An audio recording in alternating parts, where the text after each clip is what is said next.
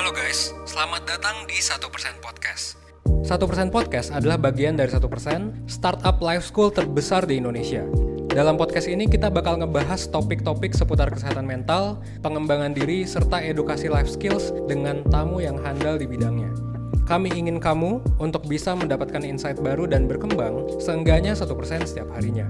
So that's all, enjoy 1% Podcast untuk hidup seutuhnya.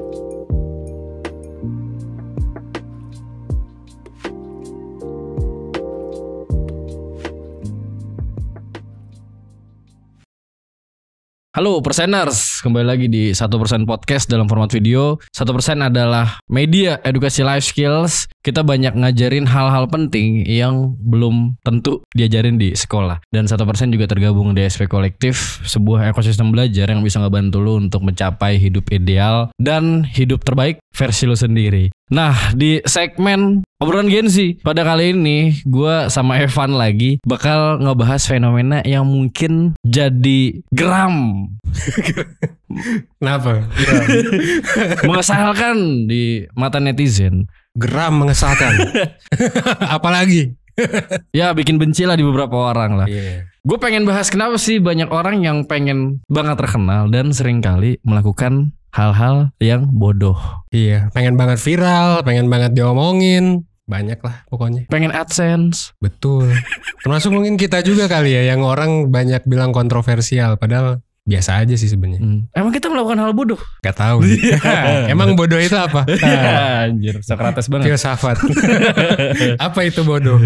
Oke, Van, sebelum mulai gue pengen cerita dikit dulu. Ini OOT ya. Jadi teman gue, lu pernah denger vegan kan? Vegan lifestyle. Iya dong, pernah pasti. Jadi beberapa teman gue di Jakarta sih, ada yang sudah komitmen ya. Dia sudah komitmen bahkan udah menjalankan lifestyle vegan selama hampir 2-3 tahun. Ini beneran. Oh, itu lama banget sih.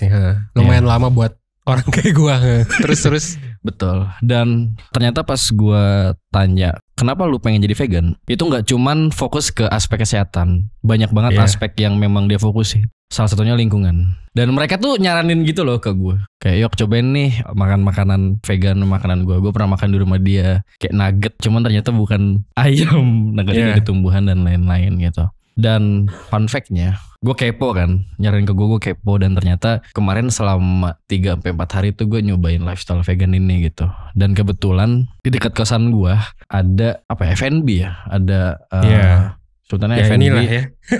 Ini Hejo Itri ini. Dan dia memang makanan yang plant based food ya. Menurut gue cocok sih kok beberapa orang yang pengen bukan nyoba jadi vegan tapi kayak mencoba vegan lifestyle gitu. Karena kalau gue kan ngobrol sama ownernya, ternyata memang jadi vegan tuh butuh komitmen yang tinggi gitu. Dan sebenarnya kata dia kalau pengen start sih nggak langsung ekstrim nggak apa-apa gitu. Yes.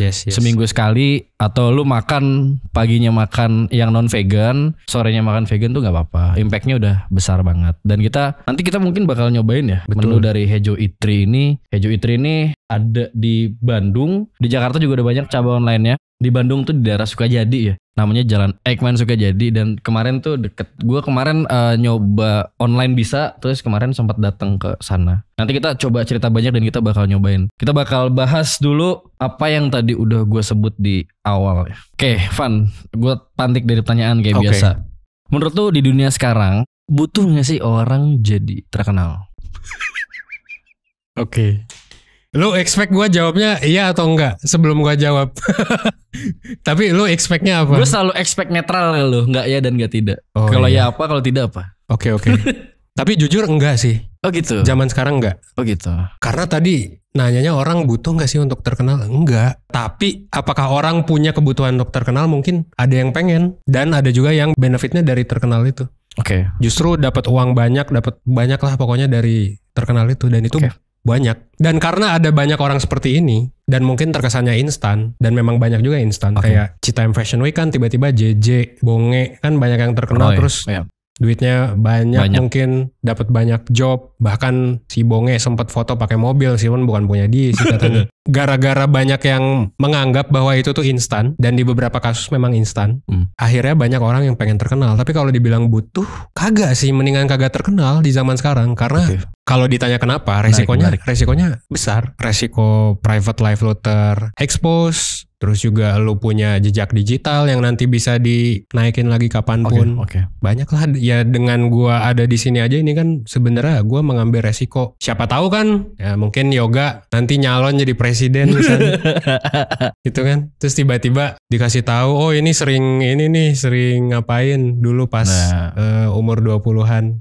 Itu kan kayak resiko banget gak sih? Oh iya bener. Yang kayak gitu-gitu ya kan? Iya, kayak tweet-tweet lamanya diungkit. Iya. Meskipun itu kadang konyol, tweet-tweet lama kayak gitu-gitu, tapi ya itu resiko banget sih. Makanya kalau kita lihat orang yang super kaya, berapa banyak sih yang mereka akhirnya nge-expose diri mereka? Yang gua lihat sih emang sekarang udah mulai muncul beberapa. Tapi kalau dari 100 mungkin 5-10 doang kali yang mengeksposkan diri. Even Bill Gates kayak gitu-gitu juga kan. Bahkan mereka kadang nggak mau di-expose.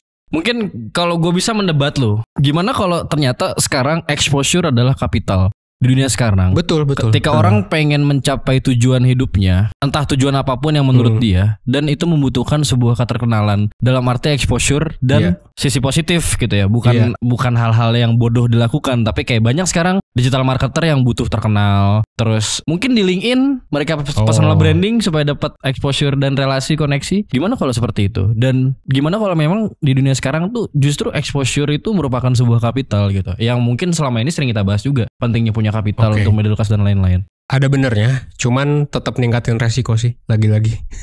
Jadi gua ada mitigasinya. Jadi gue tetap bilang enggak. Even misal digital marketing butuh terkenal pun sebenarnya tergantung definisi terkenal ya. Tapi kalau terkenal di bidangnya gitu, ya oke lah. Gitu. Maksudnya itu bisa jadi pengecualian. Cuman seberapa terkenal? Apakah harus seterkenal siapa gitu? Harus seterkenal Raffi Ahmad misalnya? Kalau misalnya yang lu bilang terkenal adalah punya, misal gue punya 10.000 followers, itu terkenal nggak? Dan akun gue lock juga sih Instagramnya kan. Terkenal nggak sih gue gitu? Mungkin nggak. Ya tergantung definisinya. Tapi lagi-lagi gue di sini pun bahkan gue mencoba memprotek banyak hal dari diri gue sih yang akhirnya gak pernah post Instagram story. Terus juga gue nggak ngupload di postingan kecuali di endorse gitu ya, kecuali di endorse gitu.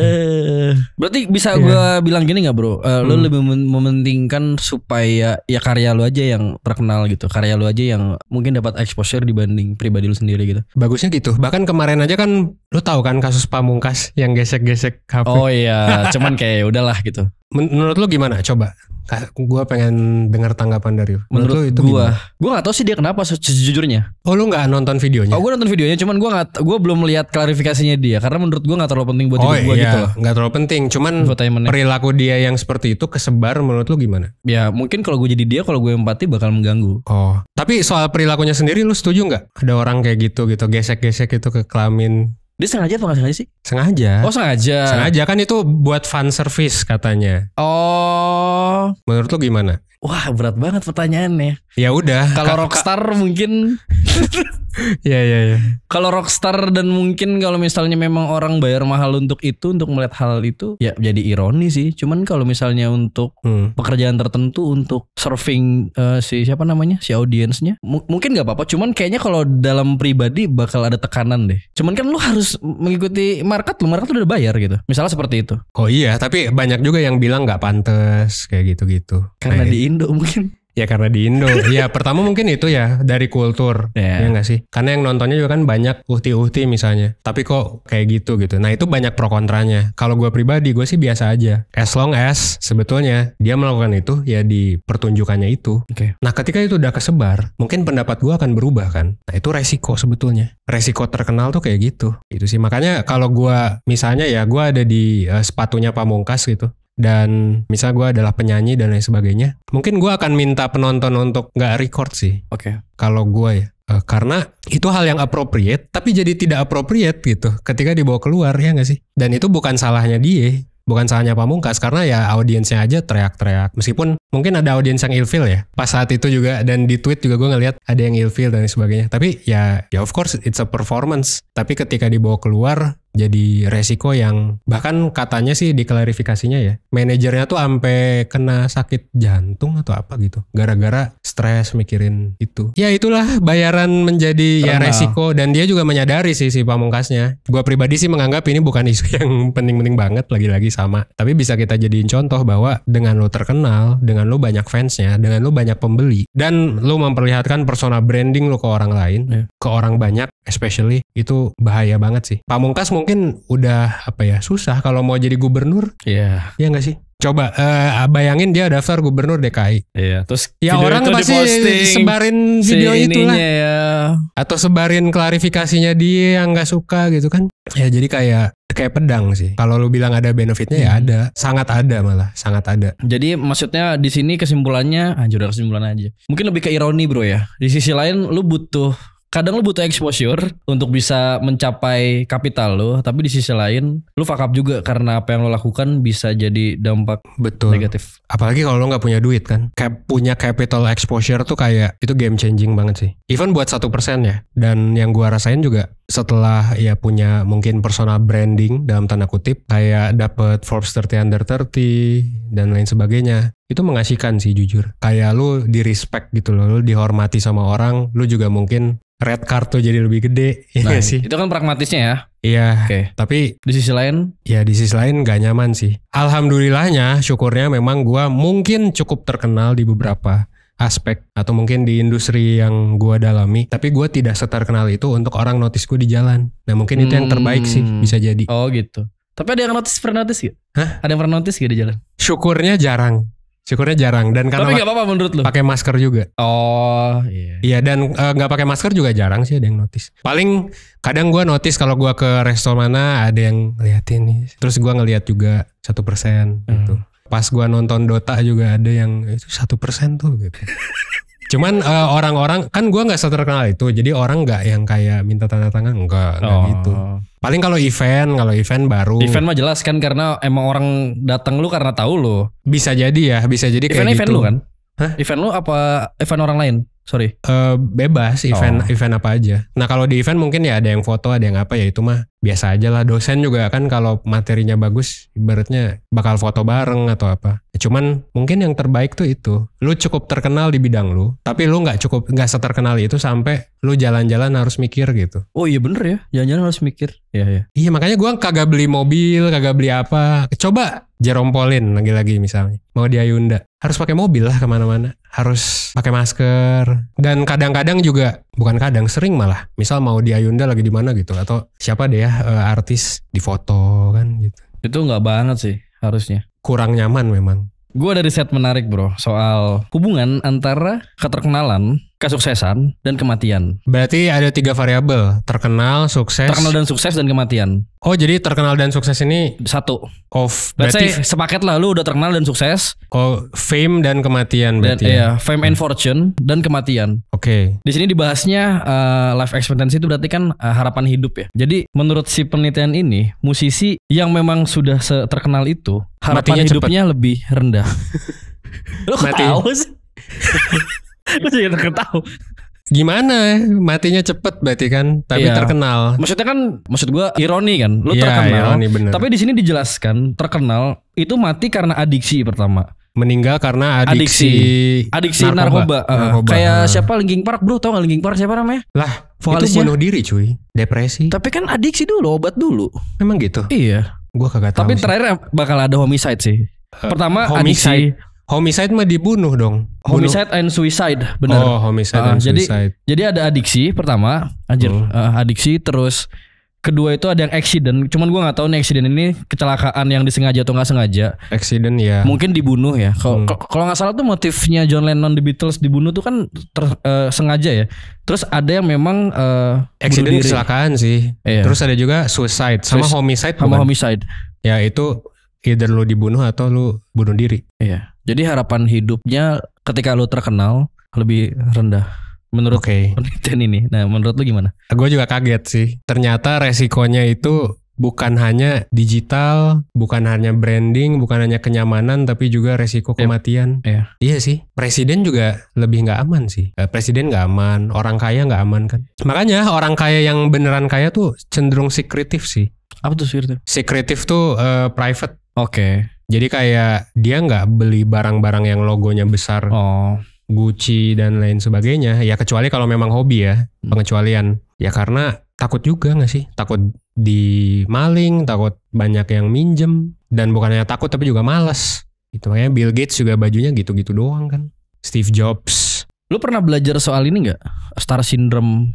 Kenapa orang bisa menjadi Star Syndrome dan lain-lain. Ada insight soal itu gak? Bisa di-share gak? Oke, yang jelas kalau ngomongin soal kenapa orang pengen terkenal, ya of course it feels good. Ya, secara psikologis itu berarti ya berangkatnya? Iya. Dorongannya?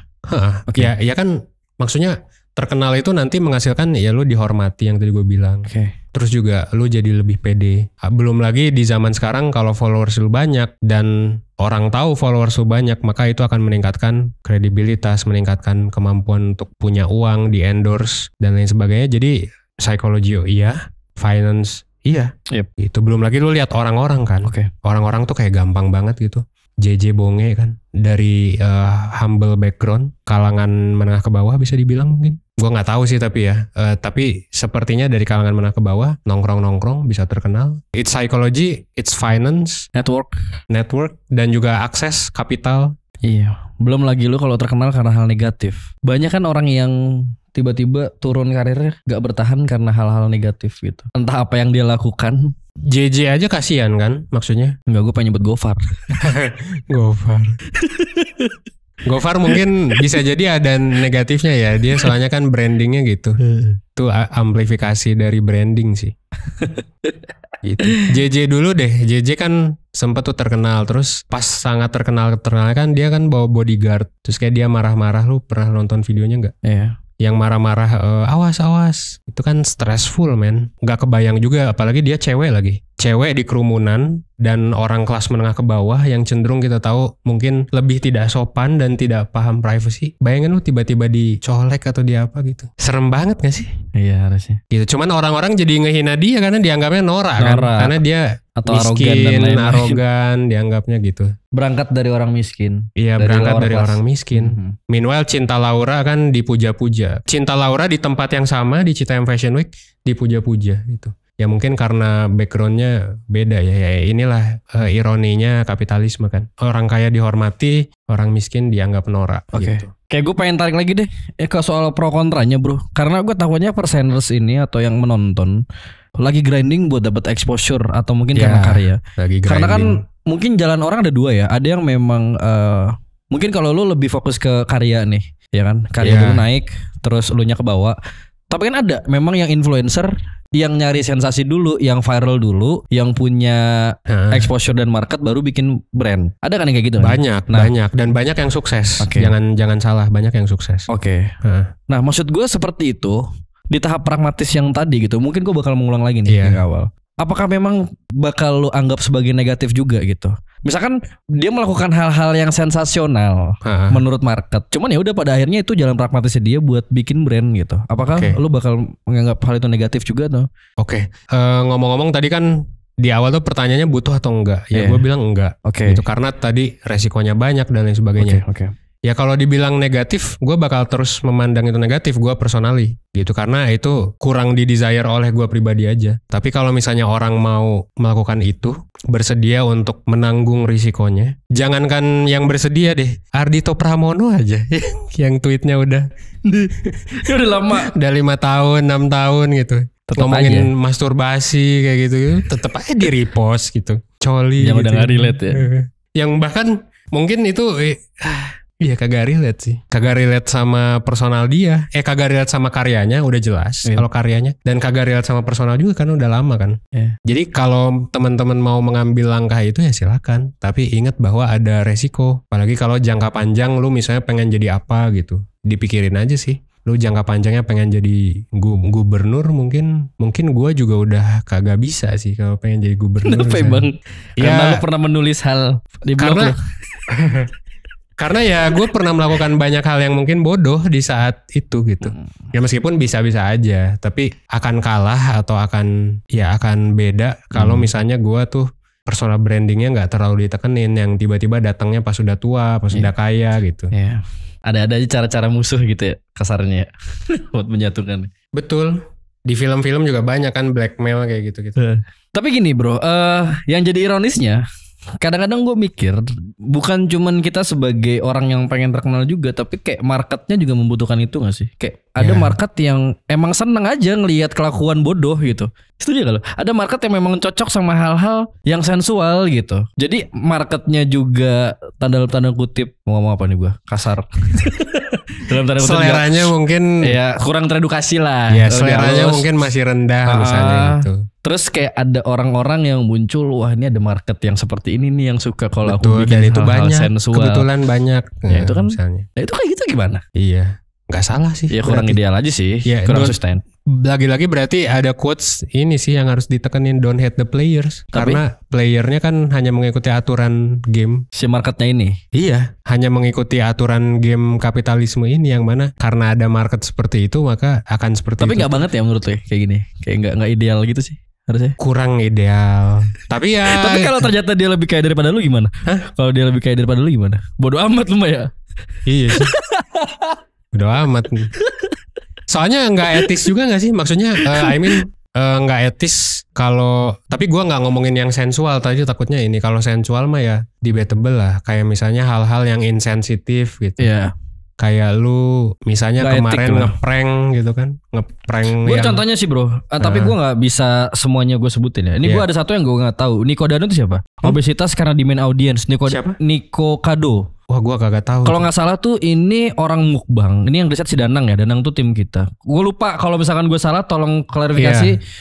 Kalau nggak salah ini orang mukbang. Dia obesitas karena di main audience. It's fine sih. Itu nggak ngerugiin orang lain kan. Tapi kan dia obesitas. Ya itu resiko yang dia tanggung sendiri. Nah itu jadi dia ironinya kayak gitu kan. At least tapi dia nggak ngerugiin orang lain sih. Iya. Kalau ada contoh yang ngerugiin orang lain, mungkin prank yang kemarin sih menurut gue. Sebelumnya kemarin adalah kita flashback. Apa? Ingat Ferdian Paleka? Apa itu? Yang dulu bikin prank ke transgender, makan makanan yang pas sahur diisi sampah. Wah anjir, gua kagak tahu. Ada dulu tahu Ferdian Paleka. Jadi itu dulu dia bikin prank makanan sahur tuh diisi sampah dan dikasih ke transgender. Dia masuk penjara. Orang miskin dan transgender ya? Iya, dikasih makanan sampah gitu. Ya, jadi ya. ini ada sahur gitu. Ternyata pas dibuka sampah. Oh iya, gue baru inget Ferdian Paleka ya. Itu ngerugiin orang sih. Dan bikin orang juga jadi buruk aja gitu humornya kan. Iya. Maksudnya karena humornya menertawakan orang yang beneran susah itu. Iya. Gitu, kecuali kalau ya humor of course kontekstual, right? Ya itu merugikan orang. Mungkin dia, kalau gue jadi dia, gue berempati, mungkin dia kayak gue pengen terkenal nih dari prank ini, gue dapet exposure. Iya, mungkin dia pikir itu bercanda. Kita nggak, berarti kita bisa judge dia nggak wise aja ya, nggak tahu long term dari apa yang dia lakukan saat itu. Siapa lagi? Prank KDRT? Ya Baim Wong kemarin. Gitu, Baim Wong. Ya sih kurang bijak juga itu. Insensitif banget gak sih? Kayak kebayang gak lu nerima KDRT. Terus kayak Najwa Shihab bilang 60% gitu peristiwa KDRT diri Indo. Gua lupa statistiknya. Dan itu salah satu kasus yang paling sering diadukan. Belum lagi yang tidak mengadu, ya kan? Dan di saat itu terjadi, dan gua bisa paham kenapa orang nggak ngadu sih, karena kan itu masalah private ya. Gitu. Gua menghargai lah orang yang tidak mengadu, meskipun dalam beberapa konteks kadang ngadu itu perlu, finding help juga perlu kan. Tapi gua bisa ngerti kenapa orang susah ngadu, mengingat itu masalah private. Dan ini lu ngeprank gitu tentang hal itu di yang mana lu di depan jutaan orang, dan itu ngerugiin orang juga, seakan-akan nanti ketika ada yang lapor ya dianggap gak serius juga. Jadi ngerugiin banyak banget itu. Ruginya banyak banget, belum lagi pas Lesti. Bener ya? Pas Lesti narik laporan, lu tahu? Kalau dia tahu. Ya kan? Narik laporan. Dan itu harusnya sih di belakangnya ada kong kali kong. Maksudnya kong kali kong adalah mungkin di push sama pengacaranya si Lesti kan. Kita nggak pernah tahu lah di belakang gimana. Yang jelas kalau gue jadi Lesti, ya gue akan memilih damai juga. Kenapa? Karena bisa aja kan menemukan deal yang bagus gitu. Untuk damai, ya nggak sih? Maksudnya kayak misalnya dikasih catatan jangan apalagi gitu. Jangan KDRT lagi. Mungkin si Lesti juga ngambil duit si si Rizky-nya kagak ada yang tahu kan perjanjian mah. Oke. Cuman itu menurut gue cukup wise untuk gak ngambil jalur hukum. At least menurut pandangan kurikulum 1%. Karena kalau mengambil jalur hukum kan ruginya jadi dua-duanya. Rugi waktu, rugi tenaga. Bahkan karir juga harusnya. Iya, karir juga. Kalau misalnya lu bisa tanda tangan tanpa hukum sih why not? Ya nggak sih? Karena nggak ada yang tahu, mungkin mereka juga berakting atau apa. Tapi kalau yang dilihat oleh orang yang mungkin tidak paham hukum dan mungkin pengen wah dihukum harus sejerah-jerahnya, jadinya tambah prank ini tambah ini, malah si Baim Wong setelah ngeprank kan itu insensitif banget ya. Banyak netizen yang minta maaf setelah si Lesti nyabut laporannya. Jadi si Lesti dianggap kayak prank gitu. Jadi masalah yang serius yang udah ada mungkin gua ngerti. Sedikit buktinya gitu ya. Kita nggak tahu ya bukti yang di kolam lu mungkin udah nonton. Masalah yang serius jadi dianggap prank. Dan orang yang ngeprank yang melakukan hal yang insensitif malah jadi makin terkenal. Dan orang malah minta maaf ke orang yang insensitif. What the fuck gitu ya. Jadi efeknya gue mau sedikit bahas lagi di awal sih bro. Ini gue tuh penasaran karena problem apa gitu. Karena ada si let's say messengernya atau kreatornya nggak etis, marketnya juga ada gitu loh. Iya, jadi kalau misalkan kita terlampau, misalnya kita melampaui kita bahas solusi atau problem gitu. Ini menurut tuh kenapa gitu loh? Apakah kita harus selalu bilang ini problem edukasi atau problem karena ya mereka mungkin terbiasa konsumsi konten seperti itu, atau lu ada analisis lain gak yang lebih keren gitu? Kapitalisme menurut gue kapitalisme. Kenapa? Karena sistem ekonomi kita berdasarkan demand bro. Demand tidak selalu baik. Betul. Gitu loh. Jadi kayak kita bahas kapan-kapan. Kayak ini kan ada ya sekumpulan orang di sebuah negara kan. Sekumpulan orang itu 50%-nya suka konten toksik. Ya pasti akan ada konten toksik yang menyediakan karena 50% ini berani untuk menyediakan waktu, uang, tenaga dan lain sebagainya. Selama masih ada orang yang punya demand seperti itu, yang mana human nature tuh kan tidak berubah ya. Selama ribuan tahun. Maksudnya tidak berubah signifikan lah. Orang yang selingkuh akan tetap ada, orang yang KDRT akan tetap ada, psikopat akan tetap ada, dan lain sebagainya akan tetap ada. Dan selama mereka tetap ada, dan selama misalnya nih demand terhadap narkoba ada, narkoba bakal ada. Terus gitu. Selama demand terhadap minuman keras ada, minuman keras akan tetap ada. Supply-nya masih akan tetap ada. Supply-nya akan tetap ada meskipun walaupun supply-nya nggak bervalue. Iya, bisa sedikit gitu. Iya. Meskipun supply-nya nggak bervalue, selama ada demand-nya why not? Porno. Itu mungkin yang kita kritik ya. Itu yang kita kritik bener. Karena sistem ekonomi sekarang itu berdasarkan demand. Apakah kita punya solusi terhadap itu? Tidak sepenuhnya sekarang.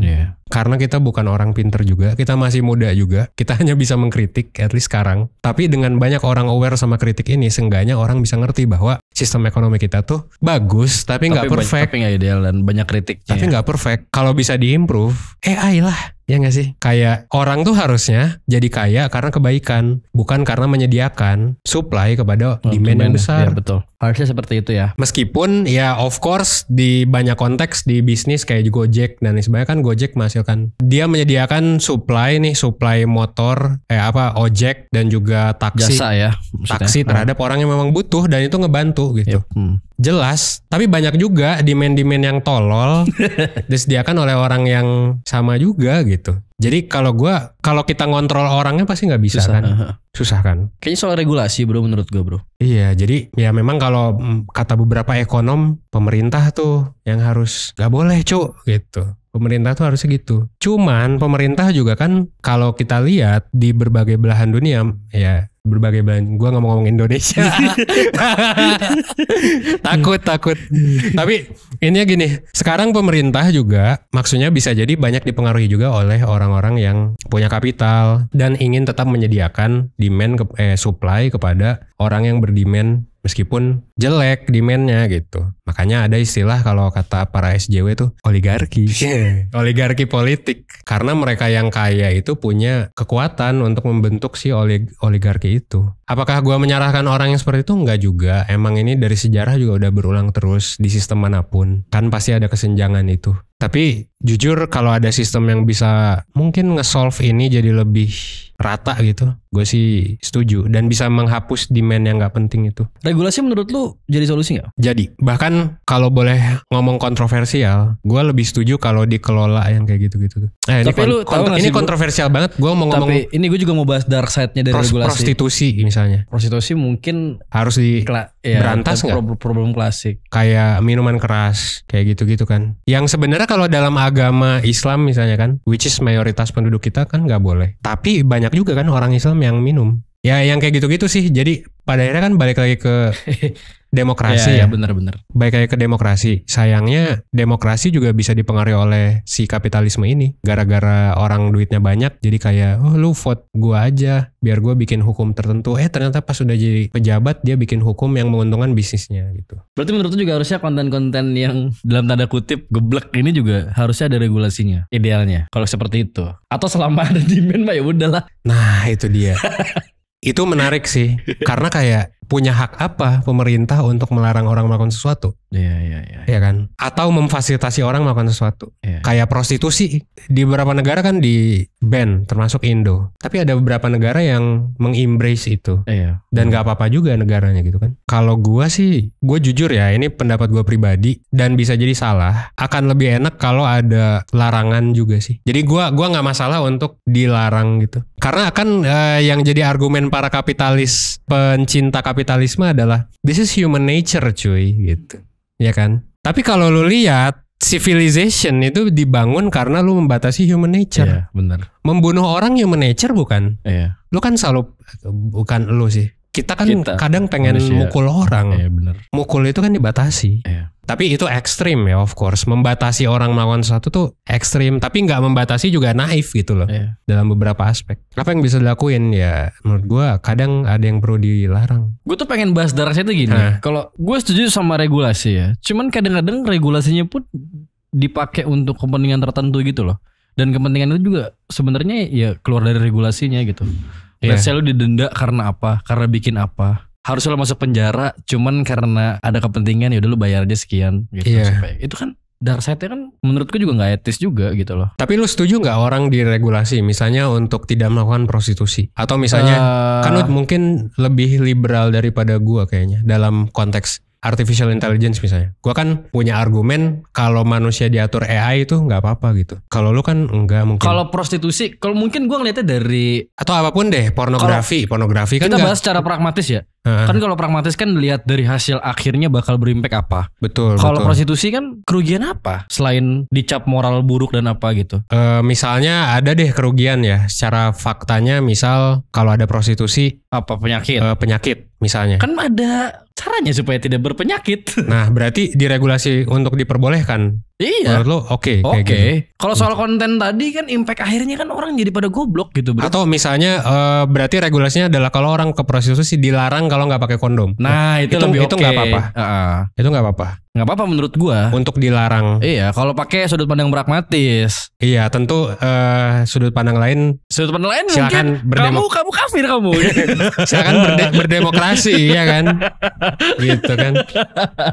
Silakan demokrasi. Lucu. Jadi maksud gue mungkin bahasan kita saat ini kita melihat hasil akhirnya apa telosnya ujungnya gitu. Kalau misalkan memang ternyata impactnya harmful gitu kayak tadi konten-konten bodoh itu, menurut gue lebih sadis sih, lebih unethical dibanding prostitusi. Gue bisa bilang kayak gitu. Oh iya. Iyalah. Kalau gue nggak tahu siapalah gue untuk menilai tapi.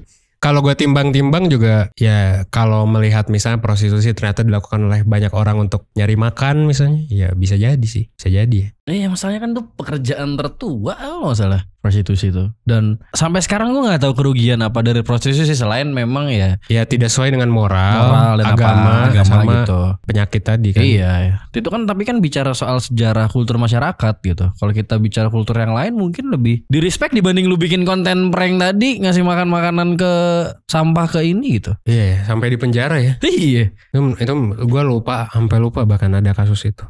Oke. Ini rada stuck sih anjir. Tapi tadi intinya yang gak bervalue tuh gak banget ya menurut lu ya? Apa kalau stuck makan dulu?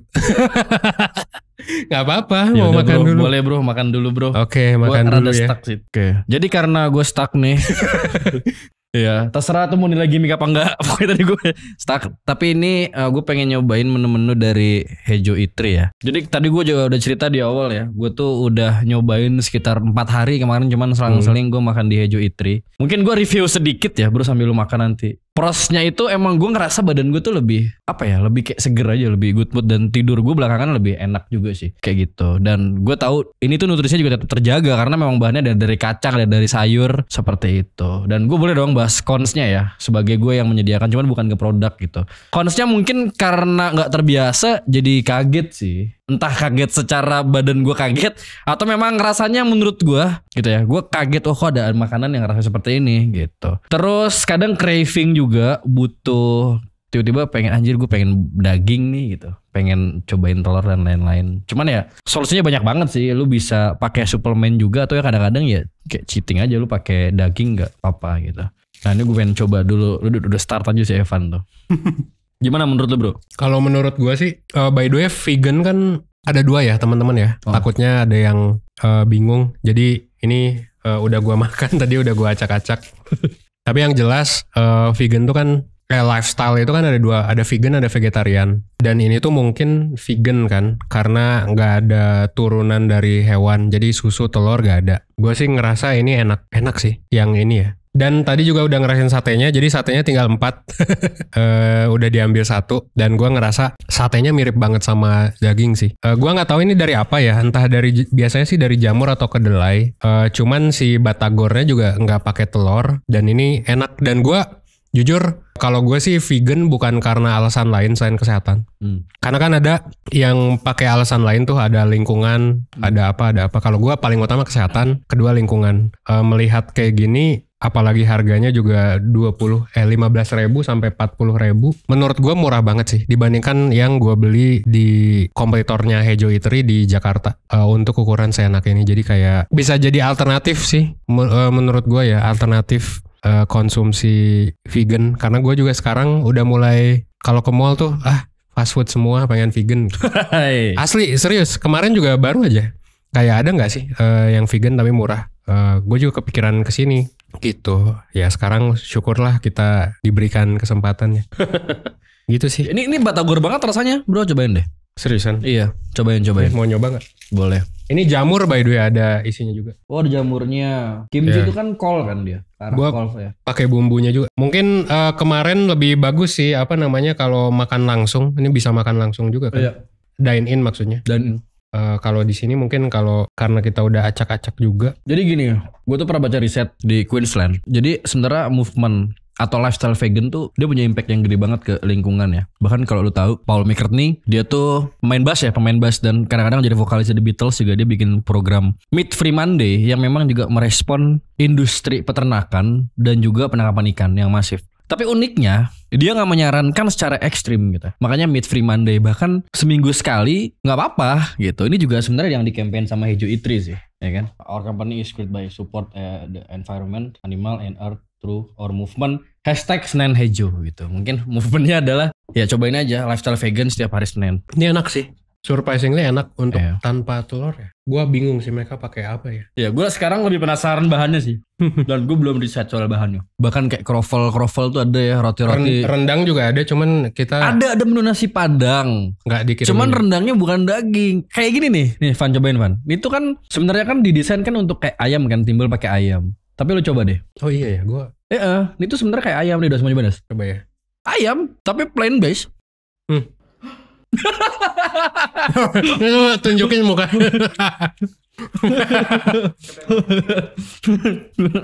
Ini mirip banget sih. Iya. Ge, coba Ge. Nggak apa-apa. Ini nggak apa-apa. Gak apa-apa ya, biar kayak vlog ya. Ini coba, lu kan belum pernah. Ini tuh ayam. Ayam tapi vegan. What do you think?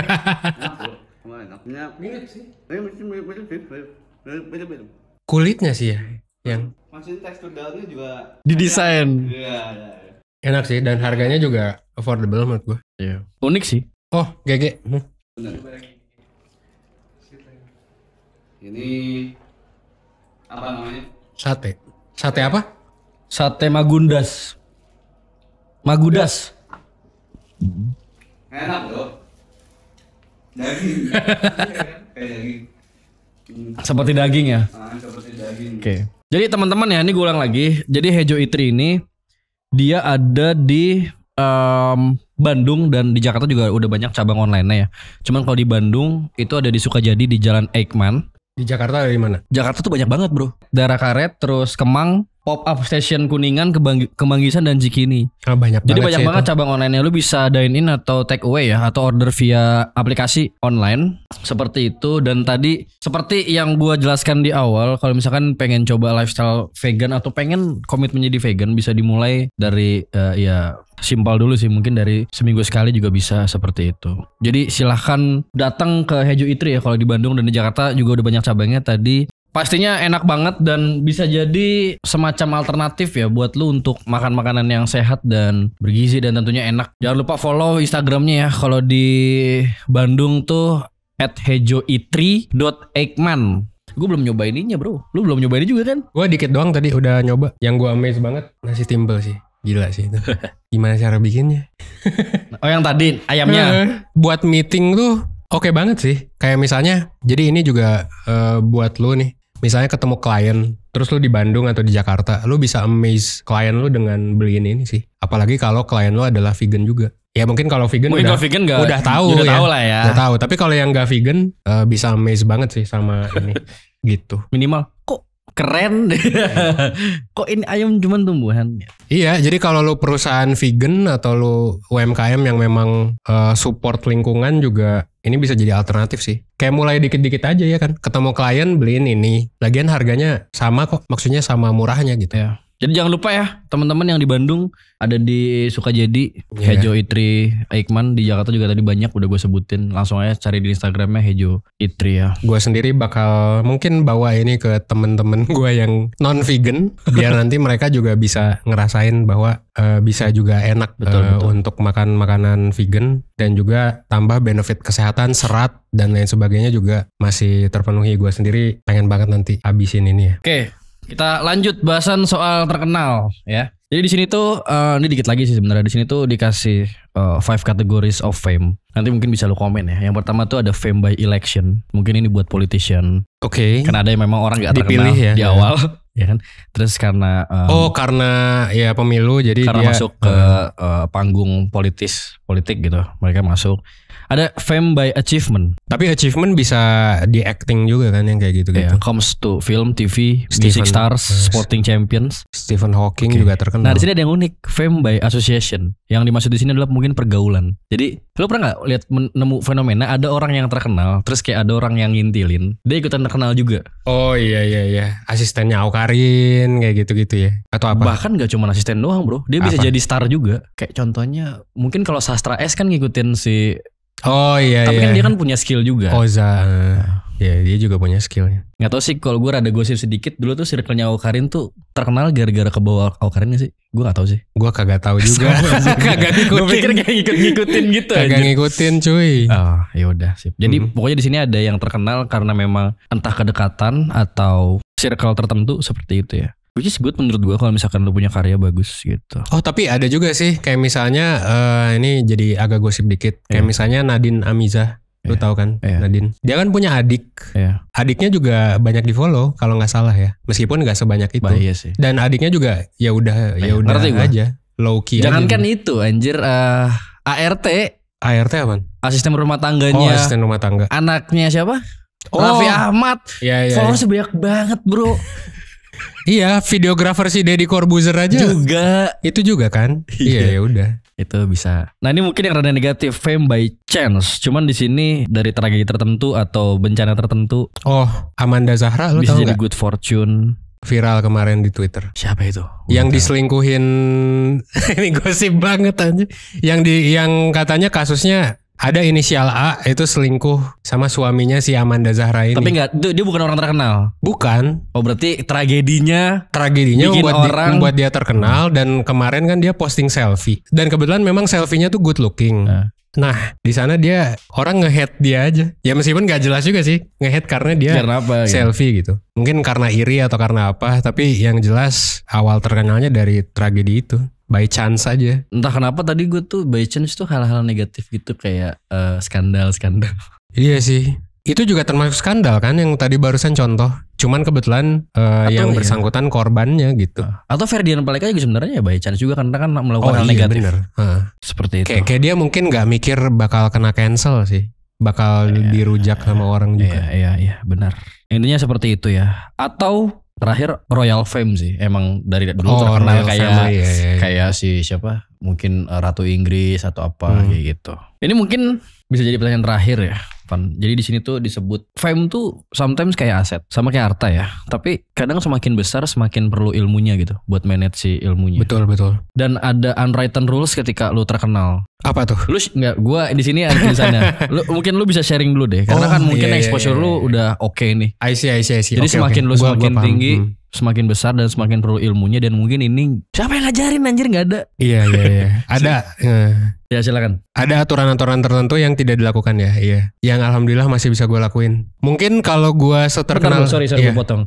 Lu mau pelajari hal ini kan sebelumnya. Lu udah tahu konsekuensi dan lu pasti udah ngeset kan. Kalau gue nanti terkenal, gue bakal seperti ini. Atau lu bodo amat? Gue kebetulan karena terpapar sedikit sama ilmu PR, sama juga ya sempat belajar juga tentang PR crisis kayak gitu-gitu kan. Dari sana akhirnya jadi lebih hati-hati gitu. Bahkan sebelum itu juga udah cukup hati-hati dalam milih judul kan. Kan YouTube pasti kalau kita pilih judul yang salah dikit aja orang ngomong kan. Oke. Ya unwritten rules-nya adalah itu sih. Kadang-kadang bukan kadang-kadang, sekarang gue ngerti gitu. Kayak misalnya kenapa orang melakukan operasi plastik. Dulu tuh gue kagak ngerti. Kayak ngapain lu artis-artis gitu kan operasi plastik. Gua ngerti sekarang karena lu rambut nyengsol dikit, lu pakai celana bolong-bolong sobek. Kemarin aja di komen, alhamdulillah Yoga nggak pakai celana bolong. Oh iya ada di podcast. Gila, gua nggak. Iya. Jadi hal-hal sekecil, iya menurut gue itu kecil sih. Kayak celana sobek atau sepele misalnya, dalam artinya maksudnya. Iya kayak bukan suatu hal yang harusnya perlu di komen atau bukan suatu hal yang kalau gue ketemu lu nongkrong gitu ya misalnya, gue nggak akan komen itu gitu. Oke. Paham gak sih? Karena emang ya udah, lu mau pakai celana sobek, mau pakai apa kan itu fashion style lu gitu. Oke. Nah, gue baru sadar sekarang bahwa kalau lu jadi frontman kayak di kamera gitu ya lu mesti jaga badan, jaga apa. Bahkan gue aja kedorong untuk kemarin kan gue catering, bisa dibilang berapa persen tuh dari komen orang-orang juga gitu. Meskipun nggak ada yang komen gue gemuk atau gimana, tapi kayak gue ngerasa kalau gue terus menggemuk ya itu unwritten rules aja sih. Paham gak sih? Jadi ada sesuatu yang harus lu jaga ketika lu terkenal. Ada sesuatu gitu yang harus gue jaga. Even meskipun gue nggak mau ngejaga, kayak misalnya gue kan bisa aja sekarang nggak pakai baju hitam gitu, gue pakai baju apa misalnya. Kan lu bisa aja gitu, pakai baju Bali gitu yang udah bolong-bolong juga. Ya udah bisa aja harusnya biasa aja. Cuman karena gue mau menunjukkan ini ke orang, jadinya kayak gitu. Dan gue bukan orang yang sangat mementingkan branding anyway kan, tapi kayak ya itulah karena dampak buruknya kayak gitu sih. Bahkan kalau udah seterkenal itu mungkin lu nggak boleh jalan kaki nggak sih? Maksudnya ironi banget sih kalau sampai kayak gitu. Emang iya kan? Maksudnya kalau lu udah sekelas Nicholas Saputra, lu mungkin akan merasa kurang aman jalan kaki. Dan gue gak tahu karena belum sampai sana. Cuman banyak juga kan selebriti yang jalan kaki di Bali. Nicholas kan termasuk yang suka jalan kaki juga. Tapi kalau gue jadi Nicholas Saputra atau lu deh nanti lu jawab ya. Cuman kalau gue jadi Nicholas Saputra, gue kagak mau sih jalan kaki di Bali gitu. Bukan karena lu suka ya, tapi karena semacam ada hal yang gak nyaman semacam ada gitu. Privacy yang mungkin harus keganggu karena lu terkenal gitu. Iya kan, si Nicholas Saputra aja lagi kan ada video viral lagi berhentiin motor. Itu kan divideoin. Ya meskipun itu hal baik ya. Gua nggak ngomongin perilakunya, gua ngomongin yang videonya. Yang videonya itu loh, itu yang ya ngerti gua. Bersyukurlah gua nggak seterkenal itu gitu. Gua nggak mungkin ganteng itu untuk jadi terkenal. Gua nggak semasif itu secara personal.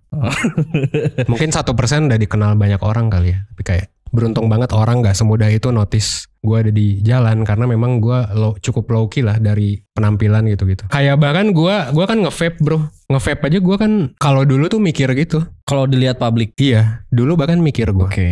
Sekarang sih udah enggak. Maksudnya tapi bahkan gue aja sampai melakukan sesuatu harus mikir gitu. Ya gitulah. Berarti konsekuensinya. Berarti bener ya, maksudnya semakin tinggi keterkenalan lu, harusnya lu punya manajemen atau sistem yang baik untuk memanage exposure lu itu dan memanage manner lu harusnya. Iya, dan itu bukan semua orang, bukan untuk semua orang jujur ya. Sorry, maksudnya semua orang yang terkenal atau semua orang yang terkenal itu bukan untuk semua orang. Oh, oke. Bukan makanan semua orang gitu. Kadang kayak JJ nanti nggak siap dan akhirnya jadi marah-marah depan publik atau melakukan sesuatu yang dianggap blunder, dan orang akhirnya ngejudge bahwa wah norak lu, wah ini lu, padahal sebetulnya nggak siap aja. Dan mungkin bukan makanannya dia aja. Meskipun dia pengen, bisa jadi si JJ kan. Kan sempet tuh ada kontroversi yang agak sensual. Padahal dia kan masih SMA kalau gak salah. Ya itu gue gak mau no comment lah soal itu. Tapi tentang ada orang yang pengen tapi gak cocok, itu juga banyak. Yang pengen gitu ya grinding setelah terkenal malah gak mau gitu. Atau malah stres.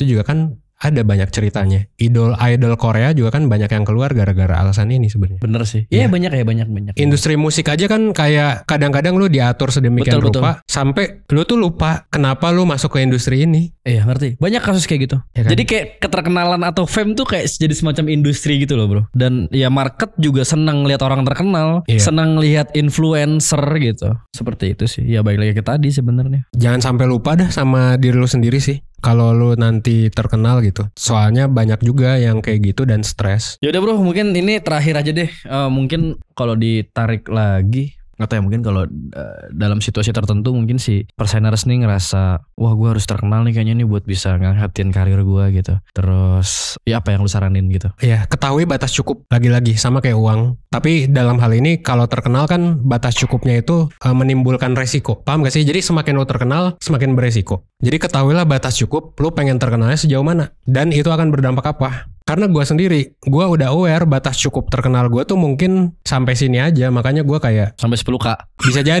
Bisa jadi bro. Ya udah, itu batas cukup gue. Itu karena gue pengen ke warteg tanpa orang notice. Gue pengen ke mall tanpa orang notice juga. Gue pengen nge-vape atau do anything I want tanpa ada intervensi. Ada intervensi atau orang tiba-tiba moto dan lain sebagainya gitu. Menurut gue ketahuilah batas cukup lu. Dan batas cukup ini ditentukan oleh seberapa jauh resiko yang mau lu ambil. Dan bahkan cek lagi tujuan jangka panjang lu mau jadi apa gitu. Karena kalau lu mau ke jabatan politik misalnya, mungkin fame itu akan jadi pedang dua itu. Atau kalau lu mau jadi bilioner juga, fame itu bakal jadi bumerang banget sih. Iya betul harusnya. Ya kan orang-orang yang beneran kaya tuh bukan kagak ada. Sangat sedikit sekali orang yang beneran kaya yang menggunakan fame personal branding. Flexing ya, maksudnya buat flexing dan lain-lain. Iya, buat flexing dan lain-lain. Even Steve Jobs, Elon Musk dan lain sebagainya itu menggunakannya untuk keuntungan perusahaan. Iya bener. Promosi-promosi. Iya, yang gue lakuin juga gitu untuk keuntungan perusahaan. Jadi hati-hati juga buat teman-teman yang ngelihat orang yang flexing gitu. Fishy banget sih. Kayaknya kalau keuntungan di tahap mereka udah nggak mikir deh bro. Kalau menurut gue, lebih ke impactnya deh. Mereka melakukan hal itu. Betul. Kayak keuntungan tuh buat dia apa banget sih? Anjir gue udah kaya gitu. Kayaknya lebih ke gue pengen bikin video ini gue keluar karena gue tahu nih movement itu baik buat manusia gitu. Kesana gak sih? Yes, betul.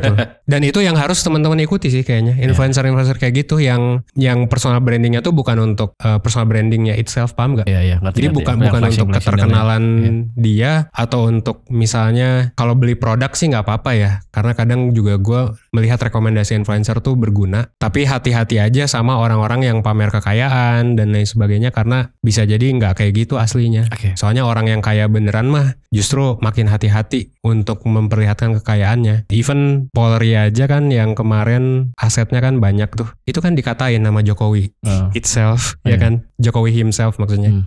Kayak lu jangan banyak pamer dan udah ada aturannya sekarang. Kebetulan kan Polri itu nggak boleh. Bahkan dia nggak pamer nggak sih? Dia tuh cuma dicek doang hartanya. Iya kan? Correct me if I'm wrong. Nggak yang ya tapi ada lah oknum-oknum Polri yang pamer kan, yang kayak istri-istri pejabat pakai tas atau apa, ya itu sedikit tapi gue yakin lebih banyak yang silent. Coba dikit lagi deh, tadi lu ngomong soal batasan ya. Gue belum ngerti nih batasan apa yang memang jadi semacam standar. Oh ini cukup gitu. Itu belum dapat gue di situ. Kira-kira kapan harus gue berhenti untuk beraktivitas menjadi terkenal gitu? Kira-kira apa sih batasan apa kalau lo apa? Iya, kalau lu stres sih, kalau lu udah mulai kerasa stres, kerasa ini bukan diri gue sendiri, itu berarti udah red flag. Oke. Gitu. Makanya lebih baik kalau lu set nih, kalau 10.000 misalnya followers lu nggak boleh ngapain. Kalau 100.000 lu nggak boleh ngapain. Kalau 1 juta lu nggak boleh ngapain. Iya sih harusnya. Gitu. Jadi lebih baik ditentukan dari saat followers lu masih 1.000 daripada nanti udah terlanjur 100.000 terus kayak oh ternyata nggak boleh gini ya. Aduh, itu udah telat. Sebenarnya nggak telat sih, tapi kayak seperti OKB. Lebih baik kalau lu nentuin dari awal gitu. Daripada lu kecemplung duluan terus kayak lu pusing dan stres sendiri karena itu gitu loh. Alhamdulillahnya gue sudah mengalami keduanya. Jadi pertama sudah terkenal dan mengalami dampak buruk. Iya. Dan belum terkenal udah ngeplan. Gue mengalami keduanya, lebih baik yang belum terkenal udah ngeplan lu mau ngelakuin apa gitu. Iya sih. Gue boleh saran nih sih. Mungkin yang udah terkenal mungkin gitu ya. Nggak tahu sih, gue mikir ada baiknya lu juga mengedukasi market gitu. Let's say Iya, betul. Lu udah punya masa, lu udah punya ibaratnya udah punya power. umat power. Iya, umat power bener. Punya umat.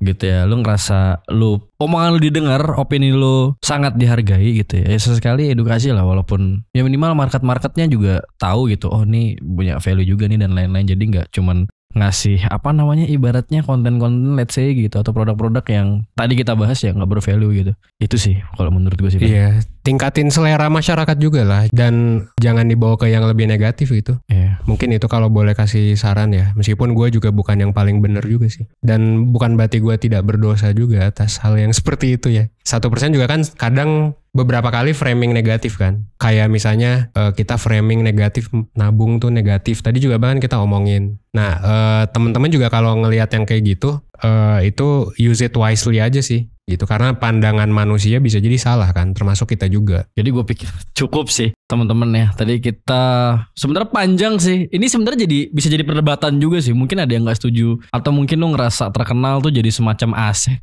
lu, dan lu harus manage itu supaya lu bisa sampai ke tujuan lu gitu, your own wealth misalnya, seperti itu. Dan tadi juga udah bahas soal kayaknya ini tuh problem etika bro ya. Kalau kita bahas secara payung besar kayaknya tuh ini kita nggak bahas soal manner dan ethics sih. Iya. Tadi kan soal konten. Betul. Terus soal bagaimana lu memberikan impact ke orang. Sampai kalau lu udah terkenal gimana bagusnya untuk menjaga dan lain-lain gitu. Jadi ya sih kalau ditarik mungkin harus bikin kelasnya juga kali ya buat influencer. What should you do, what should you not do. Kayak lebih banget ke public relations gitu. Tapi influencer yang masih 5.000 followersnya gitu ya. Betul. Itu kayaknya nano okay. Nano ya sebutannya. Nano influencer apa? Mikro sih ya? Kalau 5.000 mah. 5.000 ya. Kalau nano mungkin 1.000-an. Ya kita kan mau bikin kelas manner juga. Jadi ditunggu aja. Ya materinya lagi kita develop. Plus nanti mungkin buat yang influencer tuh, kayak biar tahu resiko-resiko digital, tujuan ke depan mau jadi apa kan. Siapa tahu mau pasti jadi mana yang ngajar ya? Mau jadi gubernur, mau jadi Pasti mana yang ngajar? Enggak lah. Tidak mungkin aing. Emang kenapa? Ya kan lu kan udah berpengalaman ibaratnya. Oh, enggak lah. Mane juga udah megang akun gede kan di 1%. Gitu. Iya sih. Ya udah, itu seperti itu teman-teman ya. Dan teman-teman jangan lupa kita ada webinar yang wajib ya kalau di 1%. Wajib, betul. Ya, webinar life skills. Pertama ada 3 ya. 3 pertama webinar life skills introduction. Life skill introduction ya. Ini jadi core kita ya. Semua kurikulum bisa lu pelajarin dan dibahas di life skills ini, webinar life skills introduction. Kedua soal personal finance ya, teman-teman lu bisa belajar cara manajemen uang dan lain-lain. Yang ketiga life plan ya. Lu bisa belajar bagaimana cara ya mungkin manajemen hidup lu, bagaimana ngeset karir dan lain-lain. Kalau mau konsultasi juga ya teman-teman, kalau ngerasa tadi nonton video ini dan ngerasa kayaknya gue butuh bantuan profesional. By the way ada juga profesional influencer yang nge-cancel orang. Kebetulan kita juga sempat bikin konten, itu kita tanganin. Dan influencer yang di-cancel juga itu juga ada. Oke. Jadi yang buat teman-teman para influencer atau non-influencer yang ngerasa kayak stres gara-gara keadaan di dunia digital kayak gitu-gitu, itu bisa ke 1% sih. Iya, betul. Konsul aja. Di Live Consultation ID ya. Seperti biasa kalau mau belajar karir bisa ke SPL Career Center. Terus kalau mau diskusi soal masa depan ada di Sipaling Gen Z. Dan ini juga jangan lupa teman-teman yang di Bandung atau yang di Jakarta mungkin ngeliat ini, teman-teman pengen nyobain lifestyle vegan mungkin dan bingung ngolahnya seperti apa, masak seperti apa, coba bisa ke Hejo Itri ya. Jakarta udah banyak cabang online-nya. Kalau di Bandung di Jalan Sukajadi, di Eijkman Sukajadi, seperti itu. Jangan lupa juga follow Instagramnya Hejo Itri. Jadi gue kira cukup ya. Cukup. Thank you banget buat teman-teman ya, ke 1%.net aja paling. Jangan lupa berkembang setidaknya 1% setiap harinya. Gua Yoga dan Evan, kita ketemu di segmen podcast selanjutnya. Thank you. Thanks ya udah dengerin podcast 1% sampai habis di segmen obrolan Gen Z bareng gue Yoga. Stay tune terus dengan follow akun 1% di berbagai kanal media sosial. Nah, lo juga bisa nih cek sister company 1%. Untuk layanan konsultasi di @liveconsultation.id, untuk belajar kehidupan lewat webinar dan kelas online di @liveskills.id, untuk belajar persiapan karir di @spcareercenter, buat ngomongin masa depan di @sipalinggenz, buat ngembangin bisnis dan UMKM lewat @postmetric. Dan lo juga bisa follow @spkolektif.id sebagai holding dari berbagai perusahaan tadi. Oke, sampai ketemu di episode selanjutnya ya. Thank you.